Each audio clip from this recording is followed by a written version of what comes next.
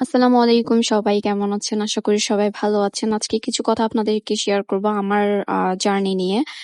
আমার এই কাজের জার্নিটা শুরুটা নিয়ে। তো আমি যেটা বলতে চাচ্ছি, মানুষ যখন ছোট থাকে তখন ছোট থেকে আস্তে আস্তে সবকিছু বড়দের কাছ থেকে শিখে, এবং তারা বড়দের কাছ থেকে শিখে ওইভাবে মানুষটা অন্যজনকে ট্রিট করে। সো আমার কথা আমি এখানে যে জার্নিটা শুরু করছি ওইটা আমি প্রফেশনাল ভাবে যারা কাজ করে তাদের কাছ থেকেই শিখছি। আমি কোনো প্রফেশনাল কোর্স বা ক্লাস করি নাই। আমি মোবাইল ভিডিও আর কিছু আপুদের ফলো করতাম। তাদের কাজগুলা দেখে দেখে আমি আমার কেকের কাজটা শুরু করি।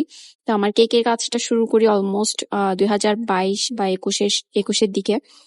তো আমি প্রথমে কেক গুলা বানানোর জন্য অনেক প্র্যাকটিস করতাম। আমার তখন কোনো অর্ডার তেমন আসতো না। সো আমি কি করতাম, বাসায় খাওয়ার জন্য বা এমনি আমি ডেকোরেশন করার জন্য এমনিই কেক বানাইতাম।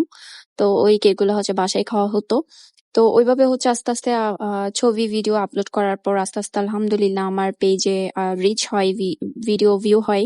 তো আপনারা যারা নতুন বিজনেস শুরু করতেছেন তাদের নিয়ে একটাই কথা, আপনারা অবশ্যই চেষ্টা করবেন, প্র্যাকটিস করবেন। আর পেজ যদি থাকে তাহলে অবশ্যই daily video, daily photos upload করার ট্রাই করবেন। আসলে এগুলো করার ক্ষেত্রে আপনাদের নিজেদেরও একটা প্র্যাকটিস হয়ে যায়। আপনাদের অর্ডার না থাকলেও আপনারা কেক বানিয়ে ডেকোরেশন করে ভিডিও করতে পারেন। তো আমিও আস্তে আস্তে ওইভাবেই এখন পর্যন্ত এসেছি। আপনাদের ভালোবাসা এবং দোয়াই, সবাই আমার জন্য দোয়া করবেন। তো এই তো আমি এখন দেখাচ্ছে একটা 1 পাউন্ডের chocolate cake, sorry vanilla cake ছিল এটা। তো কেকটা আমি ডেকোরেশন করেছি একটা রোজ নজেল দিয়ে। রোজ নজেলটা জাস্ট আমি 2টা ফ্লাওয়ার করার জন্য, 2টা কালারের ফ্লাওয়ার করার জন্য ইউজ করতেছি। প্রথমে আমি হোয়াইট কালার দিয়ে কিছু চেরি ফুল করে নিছি। দেন এটা কেকের যে কালারটা দেওয়া হয়েছে তার থেকে একটু ডার্ক কালার আমি নিয়েছি। দেন আমি চেরি ফ্লাওয়ার গুলা করি। আসলে এই কেকটা আমি ইন্সপায়ার্ড হয়েছি আশফি সুইট অ্যান্ড ট্রিট আপুটার কাছ থেকে। উনার কেকের ডিজাইনটা দেখে আমি মূলত কেকটা বানাই। কিন্তু আমি উনার ডিজাইনটা প্রপারলি দেখতে পারি নাই, কারণ আমি যে মোবাইলে ডিজাইন দেখবো ওই মোবাইলটা দিয়ে ভিডিও করতেছিলাম। তো আমার পাশে কোনো মোবাইল ছিল না, আমি অন্য কোনো মোবাইল দিয়ে ছবি দেখবো। তো আমি আমার মতো করে কেকটা ডিজাইন করি। আসলে ফার্স্টেই বলি, সবার কাজ কিন্তু একরকম হয় না, এক একজনের কাজ এক এক ধরনের হয়।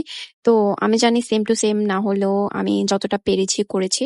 আর ক্লায়েন্টের যেহেতু কোনো কাস্টমাইজ ডিজাইন ছিল না, তাই আমি নিজের ইচ্ছা মতো এই ডিজাইনটা সিলেক্ট করি। এন্ড আর সবচেয়ে বেশি টেনশন থাকে যখন নিজের ইচ্ছা মতো কোনো কেক ডেকোরেশন করতে দেয় কাস্টমাররা। তো আমি ওনার পেজ থেকে এই ডিজাইনটা নিয়েছি, যেহেতু আমার টাইম শর্ট ছিল কোনো কিছু চিন্তা করার। বাই দ্য ওয়ে, যারা চট্টগ্রাম শহরের মধ্যে আছেন, কাস্টমাইজড কোনো কেক নিতে চান, তারা অবশ্যই আমাদেরকে ইনবক্স করতে পারেন। অবশ্যই 2 দিন আগে অর্ডার কনফার্ম করতে হবে।